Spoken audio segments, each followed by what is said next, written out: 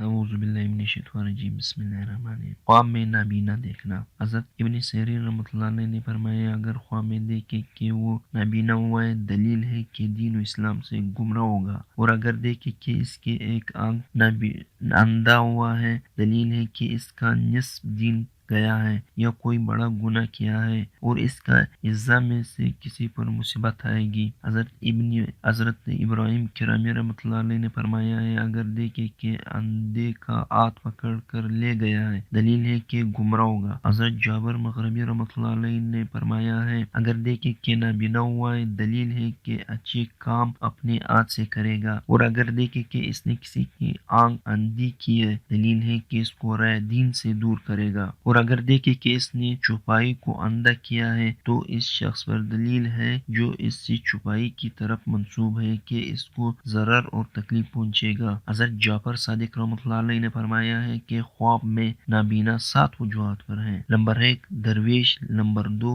بدعلی، number 3 غم و پریشانی، نمبر 4 نقصان جسم، نمبر 5 مصیبت، نمبر 6 نقصان مال، نمبر 7 دین کی تباہی۔ اگر نابینا خواب میں دیکھے کہ نابینا ہوا ہے، دلیل ہے کہ دنیا کے کام اس پر کشادہ ہوں گے اور نا امیدی سے امیدوار پر ہوگا اور حق تعالی کی رحمت سے نصیب پائے گا۔